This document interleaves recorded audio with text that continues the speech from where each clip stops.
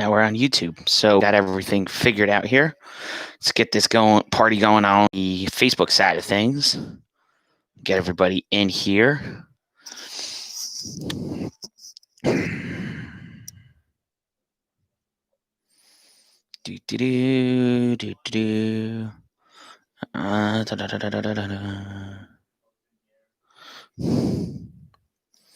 We are at least in the neighborhood.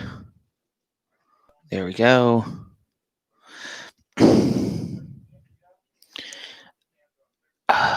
This thing. There we go. That's this. I think that's the setting I'm looking for.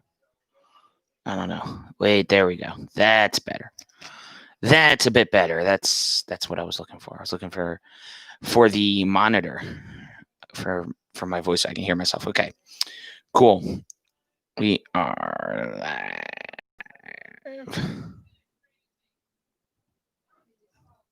So what's up, everybody? This is Coochie's Corner. We are getting ready to do the live record on the podcast. I am just sharing this out on the Facebook page, so give me a couple minutes here, and we'll get rolling here.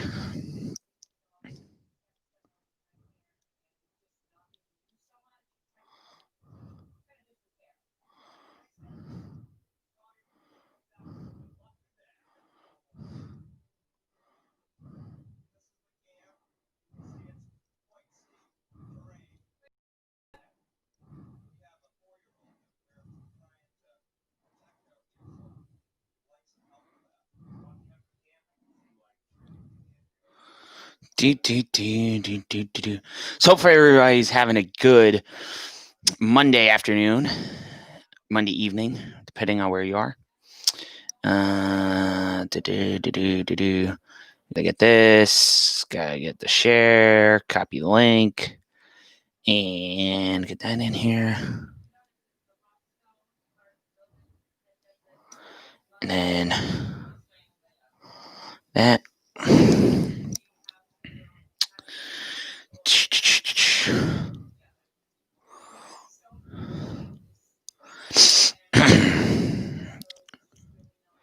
So like I said, hopefully everyone is having a good Monday evening. Hopefully you guys had a good weekend. You were able to watch all the races down in Texas Motor Speedway. We'll go over all that. We'll talk about the All-Star race on Wednesday night.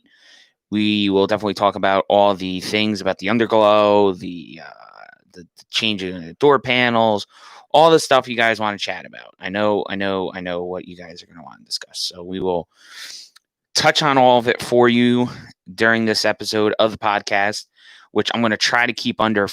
Well, if I keep rattling here, it's gonna continue to shrink the time frame because I want to get this Facebook Live in on time tonight. I want to get in at 8, so we are going to try to push this as close as we can. I still have a couple minutes here to play with.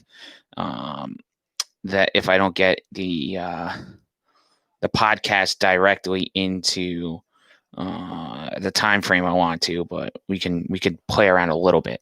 We could push the Facebook Live back a few minutes, but I'm trying to not do that tonight. So, all right, I think I shared it out as much as I can.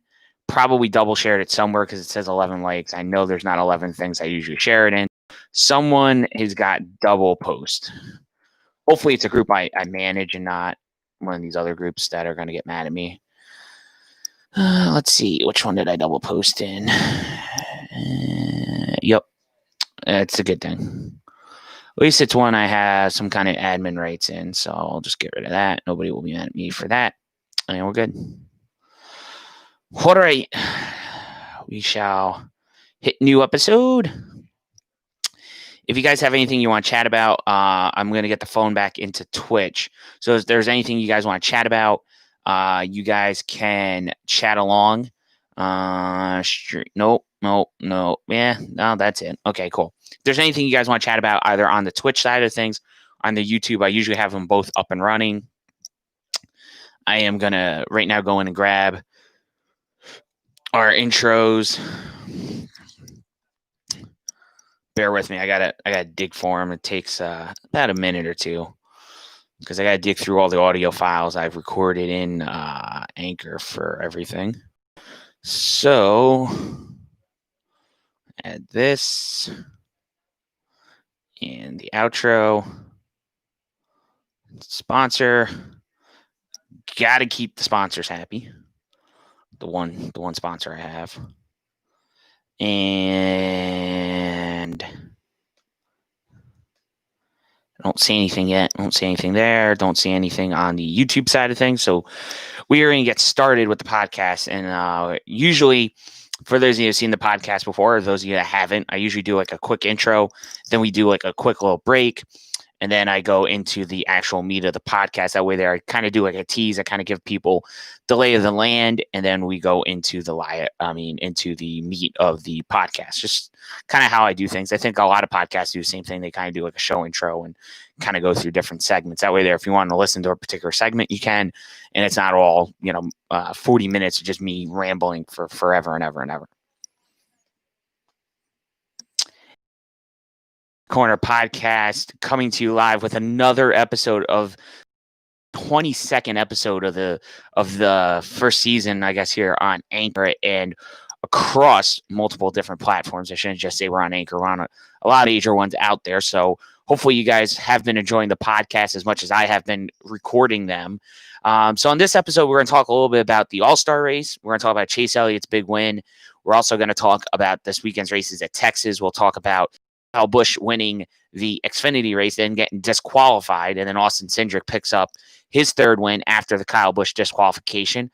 Then Kyle comes back and takes his revenge out on the Truck Series field, wins the truck race on Saturday evening. And then on the Cup race, we have Austin Dillon picking up his third career win in the NASCAR Cup Series. So Austin Dillon picking up his third victory at the Texas Motor Speedway, the O'Reilly Auto Parts 500. We'll break all those things down. We will talk about a couple of things that everybody kind of wants to talk about. One, we'll talk about some more chatter about PJ1s. Kind of interesting. We talked about on the podcast this past week. A couple drivers have chimed in on that.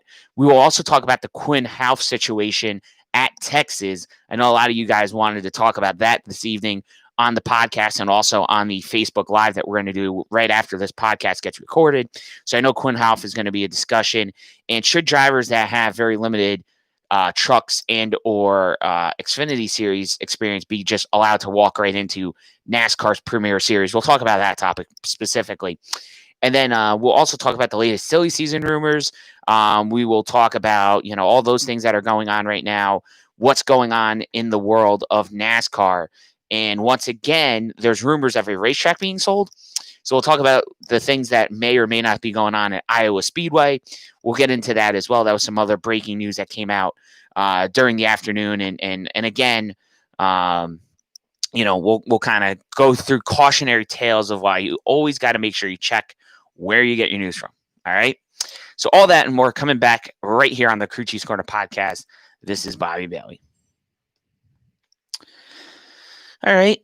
So for those of you that don't know, I'm gonna tease why I kind of said what I said at the end. So there was a rumor that went around late last week, and I mean it wasn't a rumor I'd say I kind of had anything to do with. July 20th show. Come on. Oh, Anchor.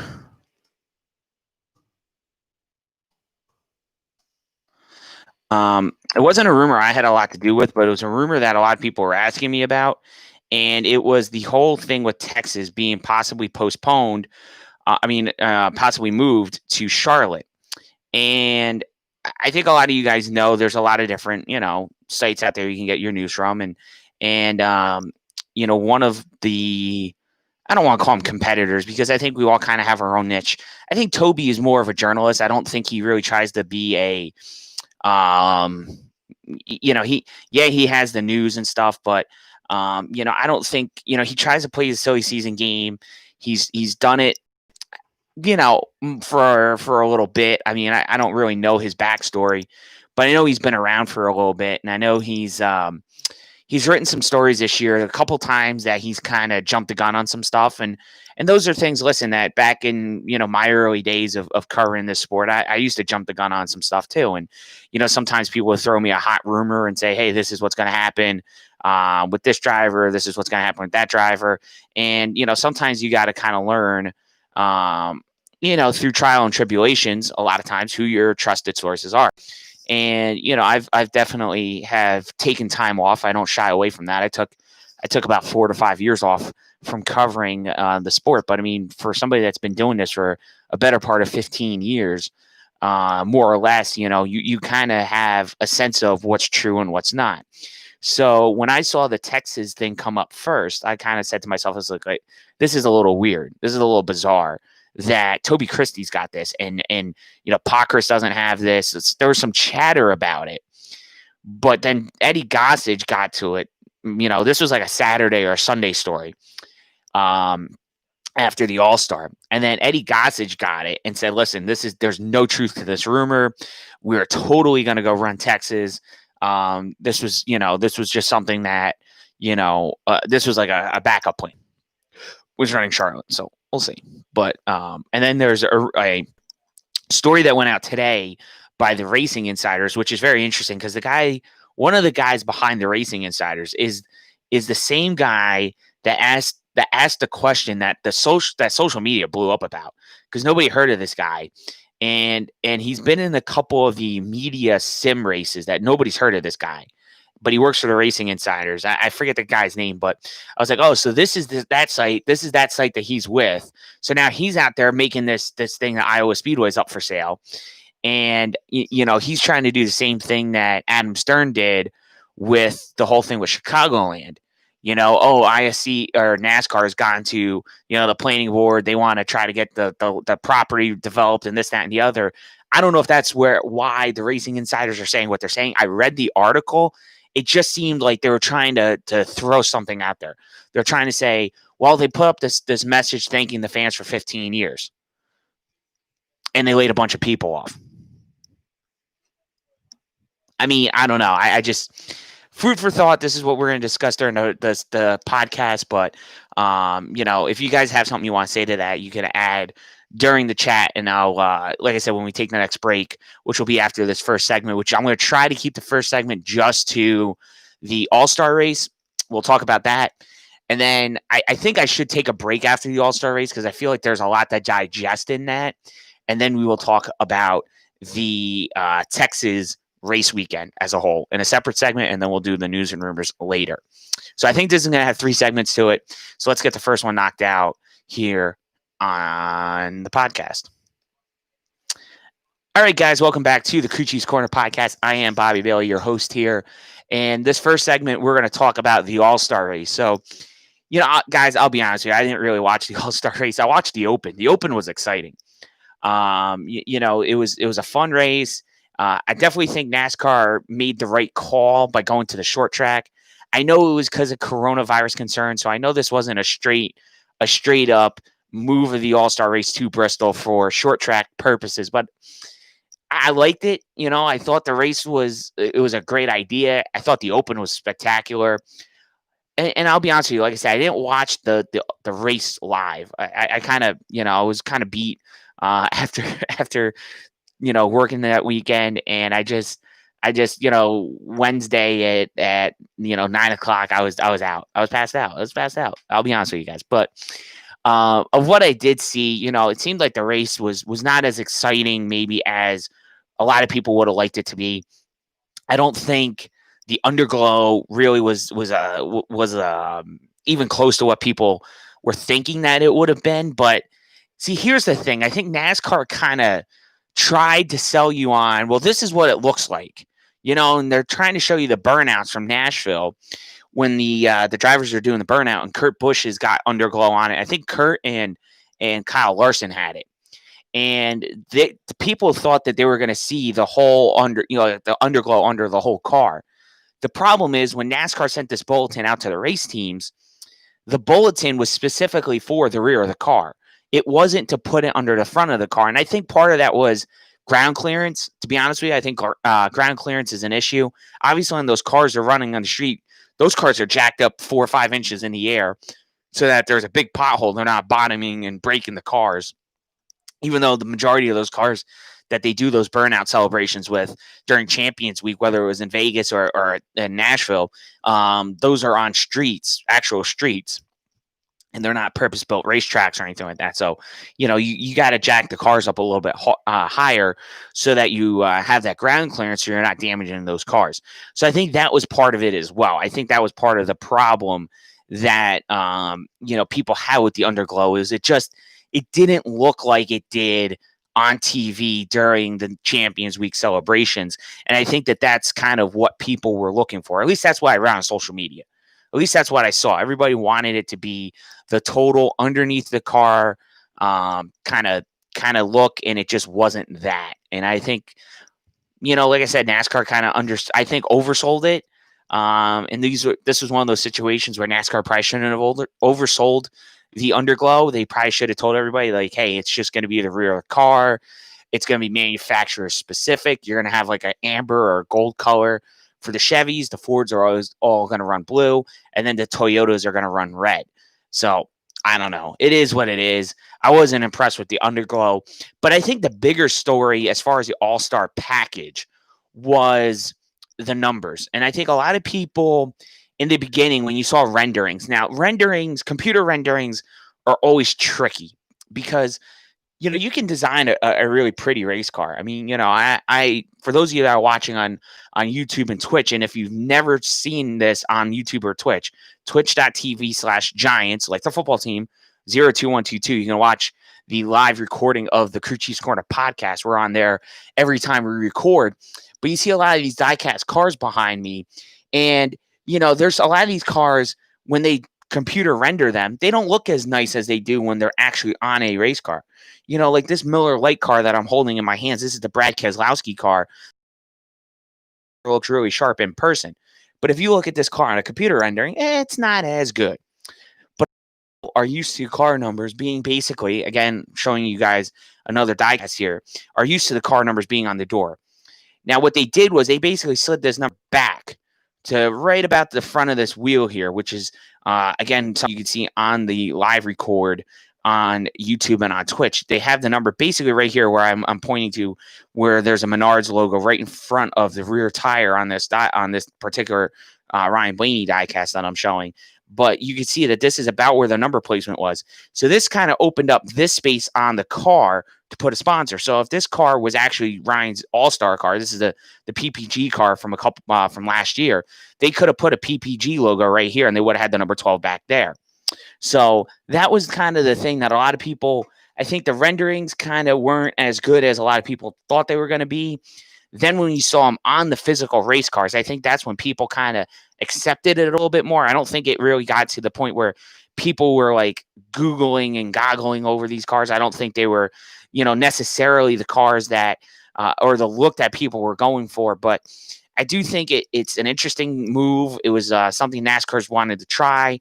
I know they've done it in the K&N series, which is now the ARCA East and the ARCA West series. They've done this before. I personally would prefer the K&N East placement, which is on the quarter panels. So you can give the sponsor the whole door so that you give them like a bigger logo spot. Some of them, it was kind of interesting, like the Shell Pennzoil car, here, Joey Logano, they were able to get the Shell and the Pennzoil in here, but then they had to change this design up. They got the Shell and the Pennzoil in there, but they weren't gonna be able to do the scallops. So the Penske scallops were gone on the 22 for the first time in the history of that paint scheme. And, they put the little Shell Pennzoil logos on there and they did a nice job with that. But some of them, they didn't look as well as they should. There were some that they did a great job of them. And like I said, there was a few of them where I just don't know what they're doing. One of the ones I thought that they did the best job on was Matt Kenseth's car. McDonald's kind of put their McDonald's logo because they did the McDelivery car. So they did like the little app icon. And then they moved the 42 back, and the 42 was a black 42 versus the gold one that they normally run on the normal paint scheme. So it was a little bit different, which looked nice. But like I said, I think The numbers weren't as big of a problem for folks once they saw them on the actual cars. I do think the underglow was a problem. And this was something NASCAR should have seen coming. The underglow, I think they need to do something. I do think they need to open it up so that the teams can pick underglow based on paint schemes. Like I was looking at Ryan Preece's car, the Energizer car. I mean, that would have looked sharp with a pink underglow. There's some things I think the sport can do to make the underglow work. I just think that they got to try experimenting with it more. But I think overall, NASCAR moving the All-Star race, this is what they were supposed to do with this thing for years and years and years. They have kept it at Charlotte Motor Speedway for far too long. I think they got to move this thing around. I don't think any of us would be upset if they turned around next year and they moved it, to a different racetrack. But the thing, I hope that it's not going to be one of those things where, well, this is an SMI date, so it can only be on an SMI track. Oh, well, if we're not going to do Charlotte, we'll do, Bristol. But if it's not Bristol, we're going to go to Atlanta. And if it's not Atlanta, we'll go to New Hampshire. And all you ever see is the SMI tracks hosting the All-Star race. I really do think it needs to move around. I think it needs to go to maybe some of these independent tracks. I mean, how cool would it be if they brought the All-Star race, to a place like Dover? What if they brought the All-Star race to, New Hampshire for those fans up there that lost the date? Let's bring the race up there for a year.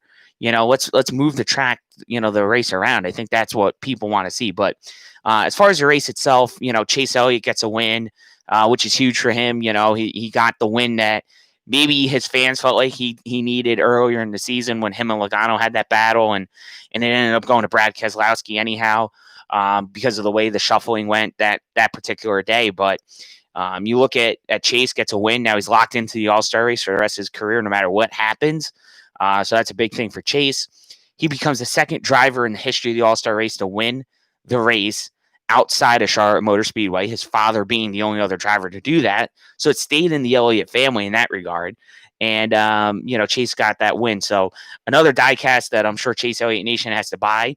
I know I've been debating about it. I don't know. I'm not a big non-points guy unless there's a big achievement behind it or it's a driver I really like. I don't have all Chase's dual wins. I don't have any Dale Jr. dual wins besides maybe the one that when he won the 500 in 2004. But I'm not a big non-points diecast buying guy. I want to get wins that were points paying, that mean something, that are pretty cool. I don't just buy every diecast of a particular driver. I try to manage what I get. And if I'm going to get race wins, I try to get points paying race wins. I don't try to get the non-points paying wins. So maybe the All-Star car is not something I order this year. Maybe I just kind of skip that one, and all that. But, for those of you that want to get it, you can go visit our friends over at Plan B Sales, planbsales.com. You can go visit them and check out the Chase Elliott diecast. I know they have several different finishes up there, and they have a couple different ways you can get it. You can get the standard race win package. And then they also have a light up version. So Lionel is going to put some kind of lighting under the car to make it have that underglow effect like it did on the actual cars. But that's only available on the ARC models. If you are someone like myself that buys a lot of elites, they're not on the elite models for whatever reason. Don't ask me why. I don't know. So that is what it is. So what we're going to do is we're going to take another quick break, and we're going to come back, and then we're going to talk about Texas. We're going to talk about the Xfinity race. Austin Cindric officially gets his third win in a row, even though Kyle Busch crossed the start-finish line first. He got disqualified. Then we'll talk about Kyle's win Saturday evening in the Gander Outdoor and RV's Truck Series race. And then we will talk about Austin Dillon. Yeah, Austin Dillon, that Silver Spoon kid, picked up his third career win at the Texas Motor Speedway in the O'Reilly's Auto Parts 500. We'll come right back after this quick break. You're listening to the Crew Cheese Corner podcast hosted by Bobby Bailey. Yeah. So that's not bad. That was about 10 minutes. I'm hoping to talk about Texas quick too, because I really, really want to get into the meat and the potatoes of this episode, which is going to be something else. So we'll do this. Got that.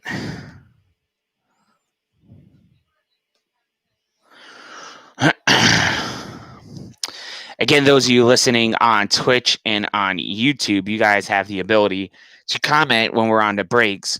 Obviously, if you're just straight up listening to the podcast, you wouldn't be able to do this. So that's kind of the unique thing about listening to the podcast through YouTube and also through Twitch. We have this time to interact with each other and kind of have some fun while the Anchor app is updating. My recordings here.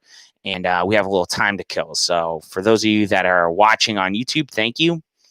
I know there's at least one person watching. And hopefully that one person watching is not me that's getting counted. Let's see here. Let's see if I can change the name on here. No, maybe not. Maybe not.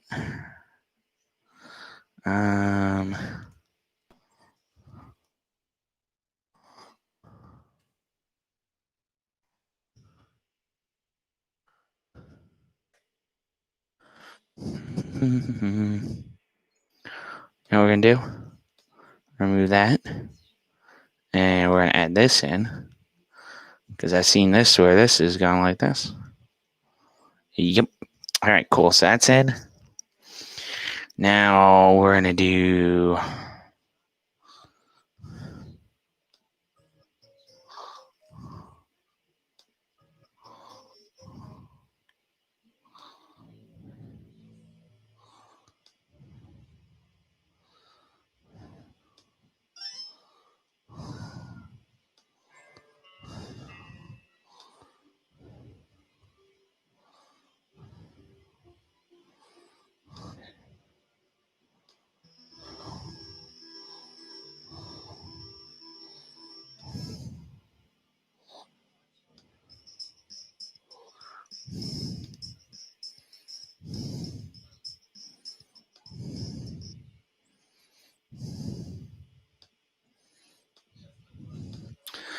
All right, guys, back here on the Coochie's Corner podcast. I am Bobby Bailey bringing you now the Texas recap. So this weekend we ran 3 races at Texas. We had the Xfinity race first on Saturday afternoon, which was kind of a little different twist. Usually you have the trucks first, then you have the Xfinity, and you have Cup. But all right, this is how they wanted to do it during the coronavirus. They wanted to kind of give you a little bit of a different look. So he had the Xfinity cars run, and listen, Justin Allgaier had the car to beat that day. Okay, Justin's car was the best. A blend line violation, kind of came up on the racetrack too early. It's not something you hear a lot about because most of the times these guys don't make these mistakes. These are things that, when we talk about 2020 coronavirus, what's that impact on the sport? And I think, now is the time to start talking about in the beginning, these guys were making the racing look really great with no practice. But as we've gone on, I've seen some sloppiness, whether it's pit road, whether it's cars trying to get on the pit road. I mean, that's a whole nother discussion we're going to talk about in a little bit later. But, we've seen a lot of mistakes guys have made. And I think a lot of that does have to do with practice and the lack of practice. I know Kyle Busch kind of, mentioned it a little bit. And that kind of got some people thinking. But I do think that the lack of practice, the lack of getting on and off of pit road, because guys would practice this, and they would know where the blend line is, getting on and off the racetrack because, you do it for, at least an hour or so each weekend before you get in that race car and race. So very interesting that Justin Allgaier got called on that. Just something you don't see every day. And then 2 guys in the Cup race got called on it. So, he had the blend line again. So it's just a bizarro year for a lot of things, but just bizarro penalties we've seen this year. And the blend line was one that we saw at Texas pop up a few times during the race weekend. So Allgaier gets caught for the blend line, which kind of shuffles up the field because then you had a late race caution. And it really put Kyle in the catbird seat. He had the best tires. He had the best car out of all those that were left. Because of the way the caution fell, and Kyle just drove away and crossed the start-finish line first. So, we're hearing all about Kyle's 98th win, this, that, and the other. And then Jim Utter, right around the time they were getting ready to throw the green flag for the truck race, says, preparing for a rewrite, folks. And I'm like, oh boy, I mean, Utter tweeted that, and I'm like, oh no, that's not a good sign. That's usually a sign that something bad has happened. Something has transpired that means Kyle Busch probably is going to get a penalty. And I'll be honest with you. I just sat there and I said, wow, Kyle's going to get this win stripped away. This is going to be bad news for the Truck Series because Kyle's going to be on a tear. He's going to want to win that race in the worst way because he wants to rack up those victories. And yeah, it was bad news for the Truck Boys because Kyle won that race. But the truck, the Xfinity deal, went to Austin Cindric, and Austin officially picks up his third career win on an oval, his third win of the year, third in a row as well, after picking up those 2 wins at Kentucky. And now you start discussing Chase Briscoe and Austin Cindric as maybe the two horses for this championship battle. And, in the beginning of the season, I don't know. I mean, for me, the four, I still kind of said it was going to be Briscoe, Cindric. I kind of thought Allgaier was going to be a little bit stronger this year. And then the fourth guy was kind of like the toss up because I didn't think Harrison Burton was going to be as good as he was, or it has been so far this year. I didn't think Harrison Burton was going to be that good. Brandon Jones was another one that kind of surprised me a bit. Brandon picking up that win at Phoenix earlier in the year before we had the pause for the coronavirus and all that. But, there's a couple guys that surprised me. And then, like I said, you try to think of who that fourth guy is, who's going to step up, who's going to be that person. And I really still don't have a fourth guy for you. I mean, I think at this point you're looking at, like I said, Cindric, Briscoe, Allgaier is going to be in the mix. But I don't know. I mean, do you go Harrison Burton? Do you look at some of the other competitors? I mean, I just don't know, who's been really competitive behind them because, you look at, Michael Annett's been up and down this year. Gragson, yeah, I think Gragson would be the guy you would say, but Gragson's gotten himself in trouble the last few weeks. I think you look at Gragson, this week, there were some more issues with him. And I just think that, at some point in time, some of these altercations he's getting himself in are going to come back and bite him. And whether that means that's what takes him out of the championship hunt or not. But, you just look at Gragson and yeah, I know on a lot of people's paper, he will be the fourth title contender. He's the guy that a lot of people are probably going to scream at me during this podcast for saying, well, you're crazy thinking that Noah Gragson's not going to be the person that's going to end up with this championship, 4 battle. But I think something's going to happen. I have this gut feeling that Gragson's going to somehow get taken out in one of these races, and it's going to be some kind of a repayment, some kind of a repercussion for something that he started earlier in the season. He wrecked Riley Herbst this week, and really kind of ho-hummed it, and it is what it is. But you just look at Gragson this year, and I said it in the last episode, he's ticked off a lot of different drivers, and he's got to watch who he ticks off because if Riley Herbst goes out there and makes his life hell, it's gonna be at a cost of a championship, and I think a lot of people are gonna look at that and say, boy, this guy makes a lot of enemies, and he's making a lot right now. So I think Gragson's going to be somebody you kind of have to watch. To make the Final Four, but I think he's going to be somebody you have to watch just to see who else he gets involved with, because he's definitely, we talked about it. He's a firecracker. He's definitely getting a lot of people's feathers riled up, and we'll see what ends up happening there. But, the Xfinity Series is headed towards a final few races here, which I think are going to be very enjoyable. And like I said, it's going to be interesting to watch this Briscoe and Cindric battle, and it's between the Fords. So there's 2 Fords in this series right now that are running, and the 2 of them are right now at the top of the point standing. So we'll see how that all plays out. But I do think that it's really Briscoe's championship to lose, if you ask me. Something's going to dramatically have to happen to him for him not to be the champion. But Cindric is right there as well. So we'll see how that all plays out as it progresses. Moving to the Truck Series, like I said, Kyle Busch won the race. He had to battle Christian Eckes, who Christian Eckes is another interesting driver for me. I look at him and watched him a lot last year. Um, running the trucks, running ARCA, being an ARCA champ and running for Venerini and stuff like that. And, I was kind of thinking about Eckes in the sense that, this kid is doing things that you look at Harrison Burton, kind of struggling in that 18 truck last year, and you see Eckes this year kind of struggle a little bit in the beginning of the year. Had an opportunity to win at Pocono, had a tire go down, and that win went to Riley Herbst Brandon Jones, in the 51. But you look at some of those things that have happened to Eckes this year, and he's had some bad luck. But I do think he's going to win a race this year. I do think Christian's going to get a win. He's a very talented young man, and I think he's got a bright future in this sport. But again, it's going to come down to seats, where he's going to land. You would like to think that if somehow they make some room in there in the Xfinity program within the next couple of years, whether that means somebody gets graduated out of that series or, whatever, they make an extra car. You would think that Christian Eckes might be over at Joe Gibbs Racing within a couple seasons, 2 to 3 years. I think that that's something that's very much within the cards. I think he's got a lot of support from Toyota. He was obviously a part of the Venerini program, so that Toyota thinks highly of the young man.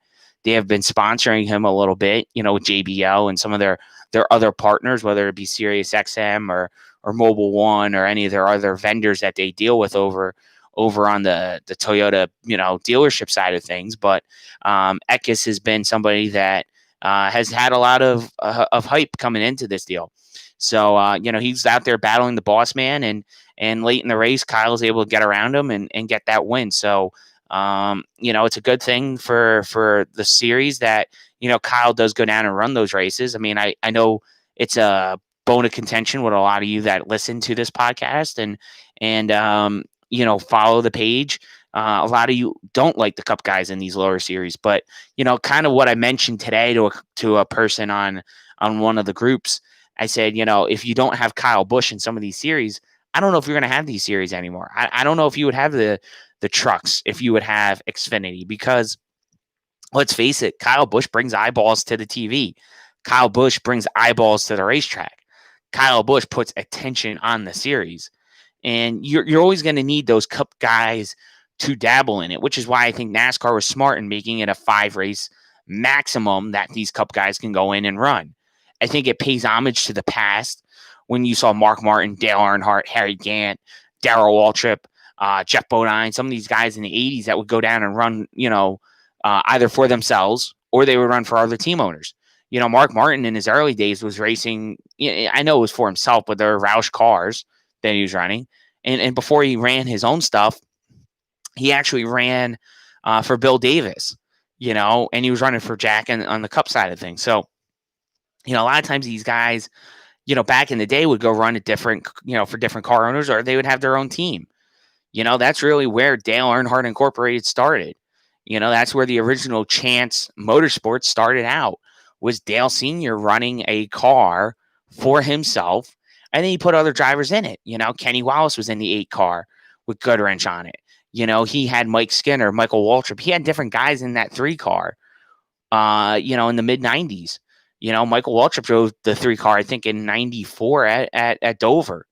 He had Jeff Green in that car in 95 for a full season. Then it morphed into Dale Earnhardt Incorporated in 96 when Steve Park got his opportunity. But you saw a lot of different drivers get their opportunities to drive Dale's cars because Dale was giving a quote unquote chance to other people to showcase their talents. And that's really where, that whole thing got born. And NASCAR, I think, like I said, wanted to pay homage to it. So they allowed these guys to run up to 5 races in the trucks and 5 races in the Xfinity series. So, say what you want about it, but it brings eyeballs, it brings sponsor dollars, and it keeps people watching these races. Because otherwise, I don't know how many people really would watch. I know a lot of you say, "Oh, I would watch it," if it was just the regulars, but that's not a lot. That's not enough people. You always want more. So if you can bring these top-notch guys into this series, it helps the popularity. It does, and it helps the other teams out too, because you have, sponsors that are watching this, big money companies that are watching these races, or people are watching these races because they want to see, hey, I heard this Kyle Busch guy is really good. And they're watching the Xfinity race and they sit there and they say, okay, well, okay, we can't afford Kyle, but we might be able to sponsor Brandon Brown. We might be able to sponsor Ryan Sieg. We might be able to sponsor Jeremy Clements. And that's how some of these smaller teams get their sponsors, is because they want to have that relationship with a cup guy, and then they find out what the price is and they want nothing to do with it. And they go turn around and make a deal with maybe a smaller team. And that's how those deals are born.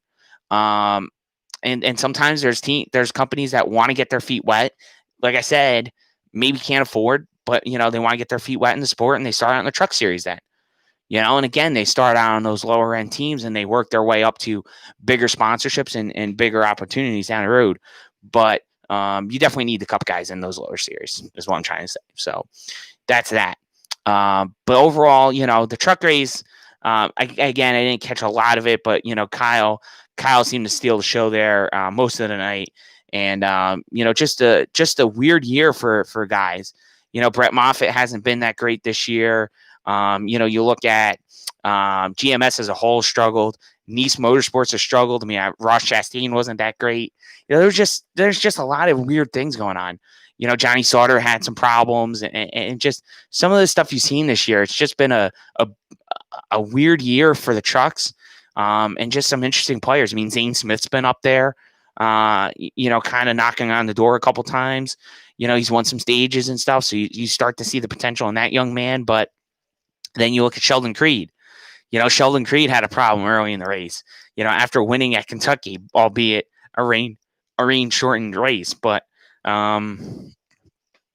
just one of those odd years for the trucks. And I do think that, Grant Enfinger's in the driver's seat with this series, as he is, as anybody would be after winning 2 races and being one of the only regulars to win. So we'll see how that all plays out, as they get closer and closer to the end of their regular season, heading towards the playoffs. And both Xfinity and Trucks have races they have to announce to finish off their season. So we'll see how that all plays out for you guys.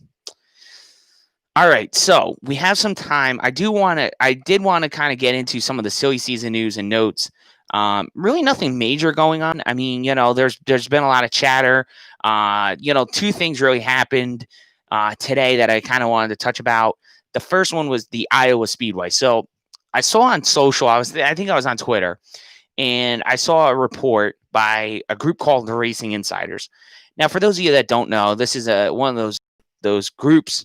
They have a couple people that work on it, kind of like, Rob and I, are here at Coochie's Corner. And, the Racing Insiders are trying to be that. They're trying to be insiders. They're trying to be, like Jason Lockenfort for the NFL and some of these other guys that try to claim to be insiders, the Toby Christies of the world, things like that. Okay. And the Racing Insiders had this story that Iowa Speedway could be sold.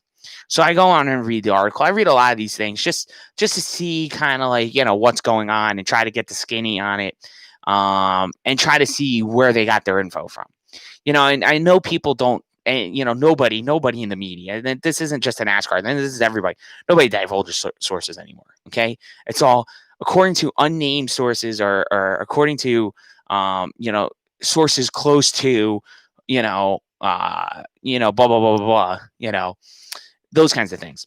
So anyhow, they kind of didn't do that. What they did with this particular article was they mentioned that there was a Instagram post, a Twitter post, something like that. They mentioned that there was a picture of a couple fans and the Iowa Speedway saying, thanks to the fans for 15 great years.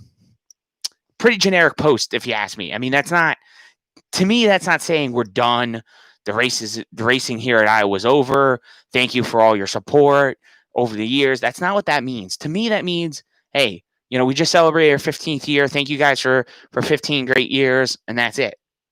There's nothing else to go with. You can't jump to they're selling the Speedway. No, so they're trying to make the conclusion that they're selling the Speedway because they laid off all these people. They have a skeleton crew at the track. Yet, you look at what they did with Chicagoland, they did basically the same thing. And NASCAR's turned around and said, we're not selling Chicagoland.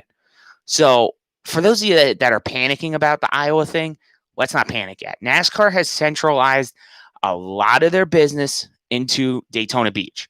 A lot of the things that they used to do at some of these tracks, they centralized them. They have downsized the company big time. And this is something that, listen, they're trying to find the inefficiencies in this business and trying to scale it down so that they could have one group of people working and doing all the stuff they need to do rather than having ISE and all this. Because, when you have thousands and thousands and thousands of people and there's 20, 30, 40, 50 people doing the same job, do you really need 40, 50 people doing the same job?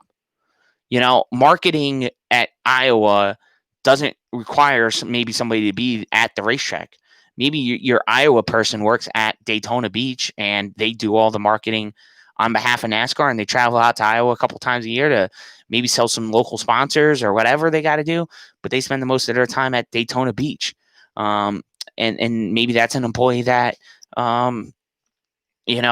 isn't needed at the racetrack anymore or in that office building out at Iowa. So I don't think the fact that they got rid of a couple people or a few hundred or 100 people, whatever it is, they did out at Iowa Speedway.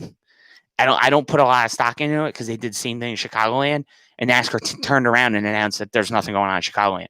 They're just redeveloping the land around it, surplus land that they've had for decades, that they have decided that they're going to sell off and make an industrial park with. Listen, Dover did the same thing with Nashville Super Speedway. They turned around and they took their surplus land and they've sold it off. There's industrial parks that have gone in, so don't read that article per se and just say, oh, this is it. It's the same thing. Like I kind of teased about it earlier with PJ. We were talking about PJ1, last episode, and I think it's made the racing worse.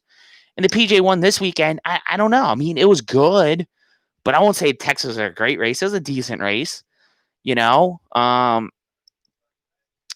it was just an interesting race. And I totally forgot to talk about the Cup race. So,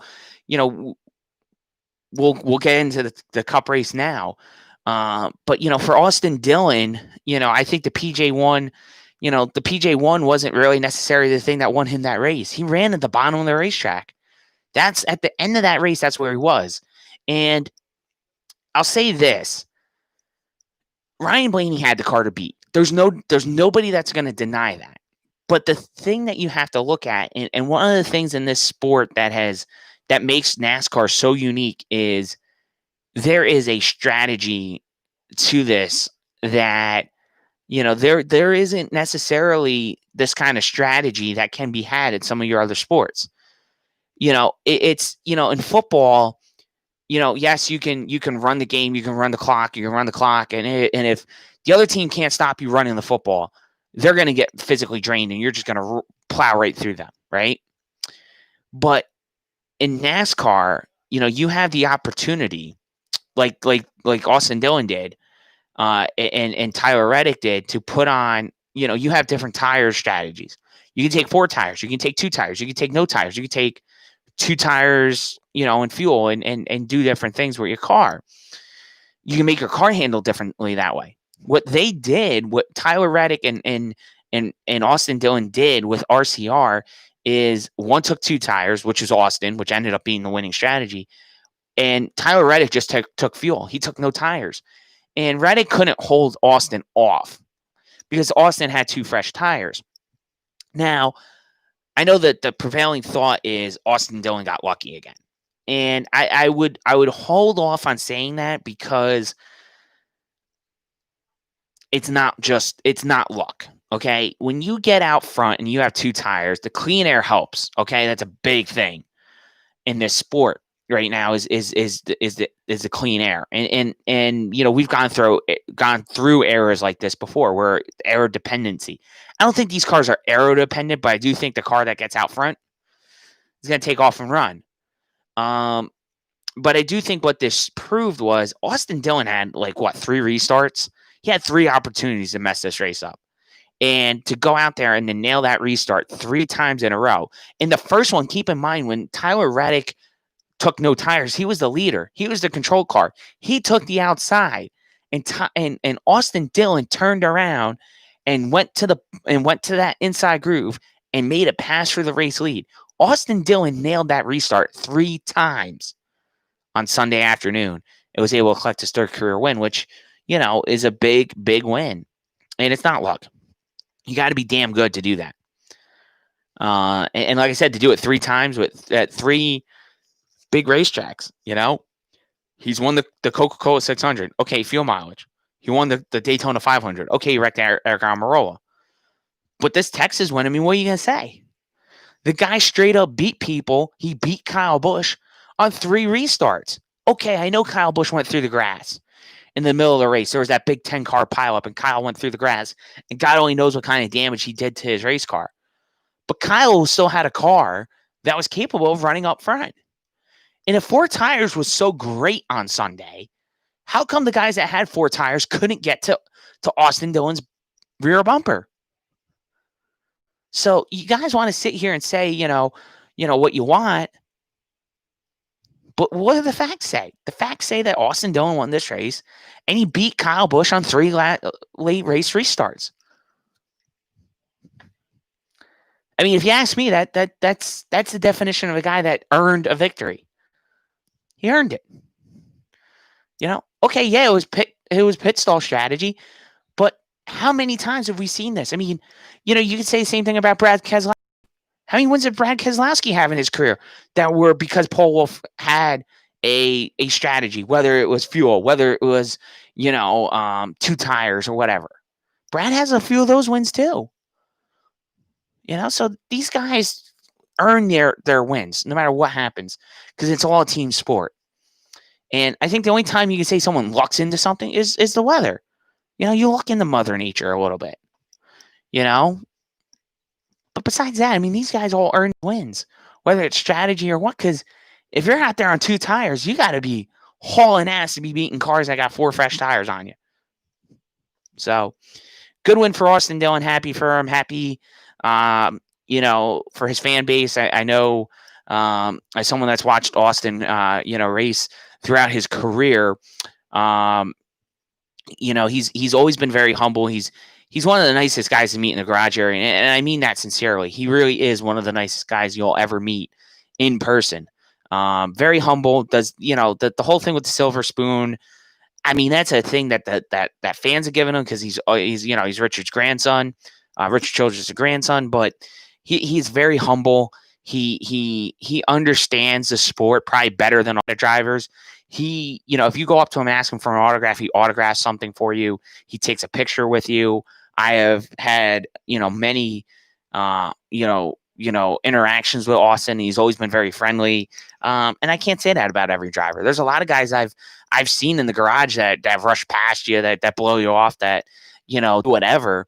And Austin's not one of those guys. So, he's one of the guys I root for, each week. And, just to see him win was cool, because it's been 88 races. It's been a long time since he's last won. And generally speaking, when Austin wins, they're big races. So, this is one of those big races of the year. It's not a crown jewel per se. It's not like the Brickyard. It's not the Daytona 500 or the Coke 600, which he has his other ones at. But, winning at Texas, it's a big deal for any driver. You got the cowboy boots, you got the 6-shooters, you got the cowboy hat.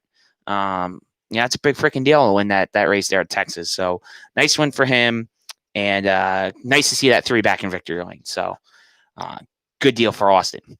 So what we're going to do, we're going to take one more break.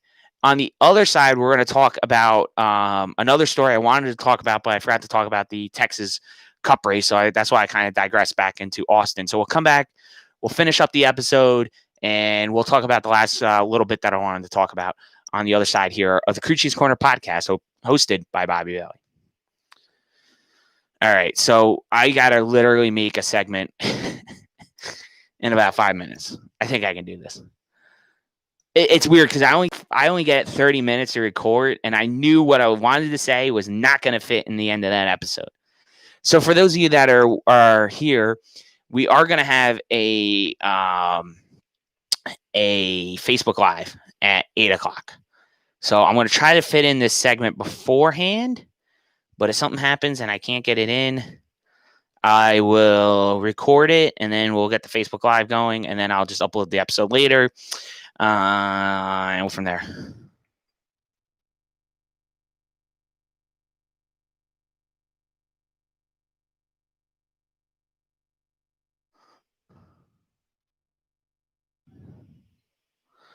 Oh boy, I put it in twice. Well, guess what? We're going to end that problem right here. That's good. One last beautiful bean footage. Have one last one that I can use. Boom.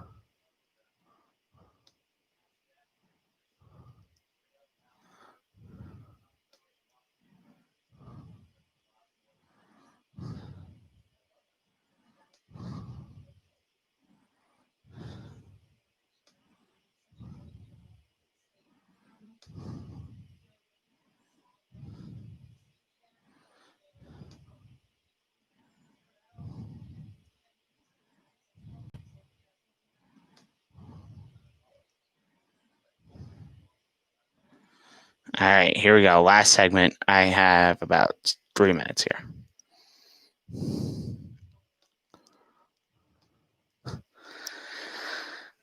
All right, guys, back here for the last segment of the Crew Chiefs Corner podcast. Kind of an action-packed episode as it was.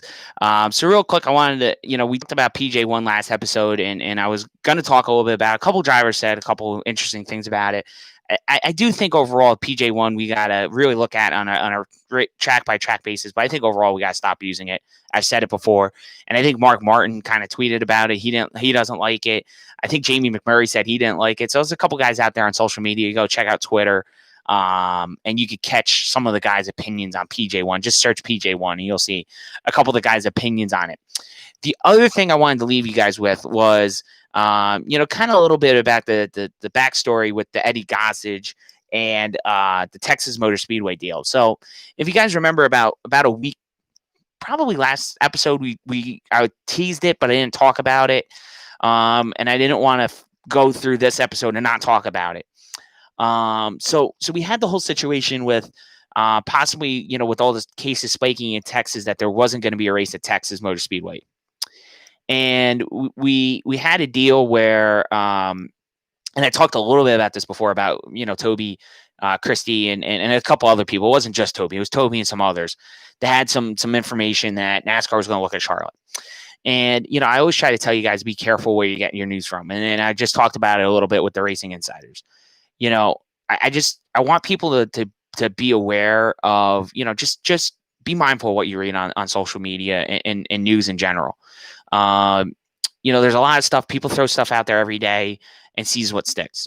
And whether they mean to do it or not, like I said, we all make mistakes. I've made my fair share of mistakes. I'm not saying I'm perfect on the year by any stretch of the imagination. There was a point in the year where I was dead wrong about Watkins Glen. Cuomo said that he would let him run with no fans. Well, then you flash forward to about 3 to 4 weeks ago. He turned around and said, nope, you got to quarantine in New York for 14 days. And NASCAR said, thank you very much. We're not running Watkins Glen this year. So my prediction earlier in the year, I ended up being right, but I was wrong in the middle of the year, and I got a lot of flack for it. A lot of people came after me, and they said, you said that they weren't going to run, and look, Cuomo said they're going to, and then all of a sudden it flipped the other way.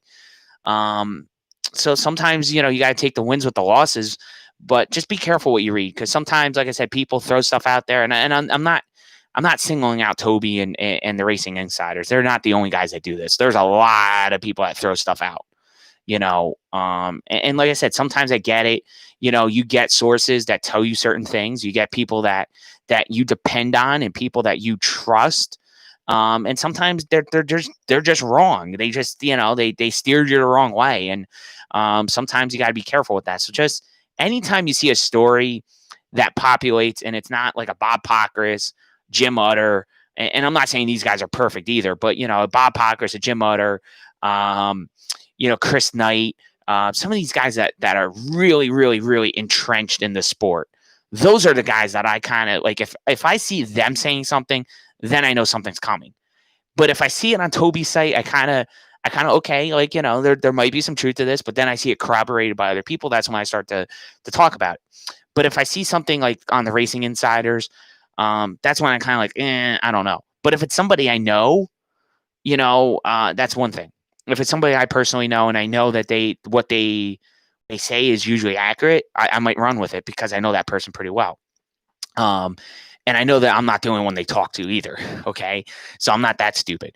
But um, I just be careful where you get your news. I try to be very factual. I try to make sure I give you guys the facts. I try to give you guys everything out of NASCAR directly or out of the teams. But just be careful with these kind of unproven sites. Like I said, Racing Insiders is on the newer side of things. It's you know they have some good stuff. Sometimes they kind of miss it. So just be careful. I always try to make sure that the stuff I get, like I said, is at least corroborated somehow. And sometimes that means I got to do kind of my own digging, which I kind of try to do anyhow. I do my own digging, and I try not to run things unless I get it directly. So I appreciate all the support. Thank you guys so much for listening. I know I ran a little bit longer than I wanted to. Originally, I know I'm cutting into my Facebook audience's time, so I know they're getting a little, maybe a little bit eager at me that we're not live on Facebook. But if you guys want to, you can catch the podcast, like I said, being live recorded each week. We're going to try to get back into doing 2 a week. I really want to do 2 this week. We have the perfect opportunity on Friday to do it. We'll catch you up on Kansas. Looking forward to a great race out there. We have all 3 series in action. So really looking forward to a fun Kansas race. Remember, the Cup cars are on Thursday evening, 8 o'clock, NBC Sports Network. We'll see you guys later in the week, hopefully Friday. That's the goal. And for those of you that want to watch, go on facebook.com/the crew chief.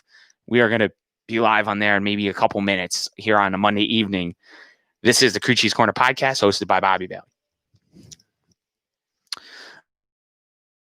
Going to scram over to Facebook, so I am going to cut all the feeds here. So thank you so much for tuning in on Twitch. Thank you guys for listening on YouTube. You can catch a podcast episode. I will get it up sometime this evening, probably 9-10 o'clock. It will definitely be published.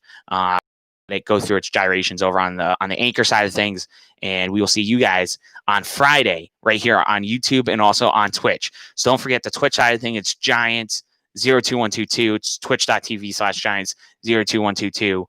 If you're on the YouTube side of things, just search Crew Chief's Corner. You'll find our channel. And please subscribe and, follow, do all the stuff you got to do on the social medias. We'll catch you guys on Friday. Boom, boom. Yes, we're ending the YouTube stream.